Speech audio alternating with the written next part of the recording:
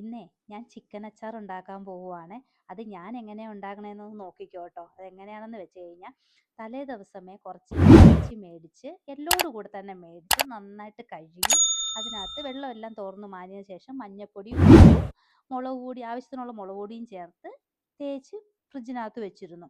രാവിലെ അതിനെ എടുത്ത് ഒരു നമ്മുടെ ഫ്രൈ പാനിലോട്ട് വെച്ച് ആ വെള്ളത്തോട് തന്നെ എല്ലാം അതിനകത്ത് കുറച്ച് വെള്ളം വരുമല്ലോ, ആ വെള്ളത്തോടെ തന്നെ വെച്ച് അടച്ച് വെച്ച് ആ വെള്ളം തീരുന്നവരെ നന്നായിട്ട് വറ്റിച്ചെടുത്തു. ആ വറ്റി വന്ന് നല്ല അതായത് പകുതി കൂടുതലും അത് അപ്പോഴും വെന്തായിരുന്നു. അതിനെ നമ്മുടെ നല്ലെണ്ണയ്ക്കകത്തിട്ട് വറുത്ത് കോരി എല്ലാ ചിക്കനും നന്നായിട്ട്, അതായത് നല്ല എത്രത്തോളം മൊരിയണോ നമുക്ക് എത്രത്തോളം ഫ്രൈ ആയി വരണോ അതനുസരിച്ച്, അതല്ല ഓരോരുത്തരുടെ ഇഷ്ടം അനുസരിച്ച്. ഞാൻ വിചാരിച്ചു ഒന്ന് നന്നായിട്ട് ഫ്രൈ ചെയ്ത് കുറച്ച് ദിവസം ഇരിക്കേണ്ടതല്ലേ, അതുകൊണ്ട് നന്നായിട്ട് ഫ്രൈ ചെയ്ത് അതിനെ കോരിയെടുത്തു. കോരിയെടുത്തതിന് ശേഷം ആ എണ്ണ തന്നെ നമ്മുടെ അതിനകത്തുള്ള മട്ടൊന്നും ഇല്ലാതെ വേറൊരു ചീഞ്ചട്ടിയിലോട്ട് ഒഴിച്ചെടുത്തു.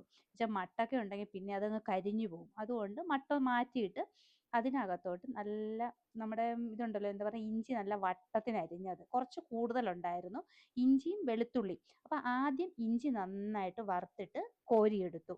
എന്നിട്ട് നമ്മൾ ഇരുന്ന നമ്മുടെ വെളുത്തുള്ളിയും കൂടെ അതിനകത്തിട്ട് നന്നായിട്ട് മൂപ്പിച്ചെടുത്തതിന് ശേഷം ഇത് രണ്ടും നന്നായിട്ട് ഞാനൊന്ന് വറുത്തതിന് ശേഷം നന്നായിട്ടൊന്ന് മിക്സിയിൽ പൊടിച്ചെടുത്തു.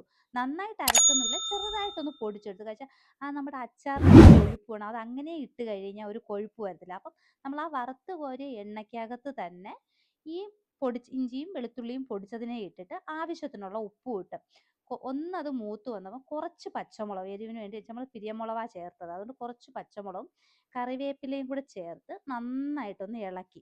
ഇളക്കിയതിന് ശേഷം ഇതൊന്നും ആ പച്ചമുളക് ചെറുതായിട്ടൊന്ന് മൂത്തപ്പോൾ ഞാൻ ഗ്യാസ് അങ്ങ് ഓഫ് ചെയ്തതിന് ശേഷം കുറച്ച് മഞ്ഞൾപ്പൊടി, നമ്മുടെ എരിവിന് ആവശ്യമുള്ള മുളക് പൊടിയും കുറച്ച് കായവും അതും കൂടെ ചേർത്ത് നന്നായിട്ടൊന്ന് ഇളക്കി.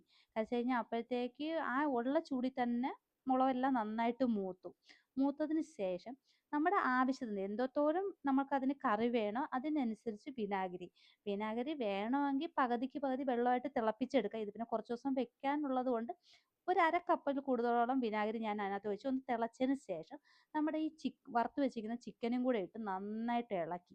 എണ്ണ മുകളിലോട്ട് തെളിഞ്ഞ് വന്നതും അതിനെ അങ്ങ് ഓഫ് ചെയ്തത്. ഞാൻ നോക്കി കേട്ടോ ഉപ്പൊക്കെ ഉണ്ടോയെന്ന്.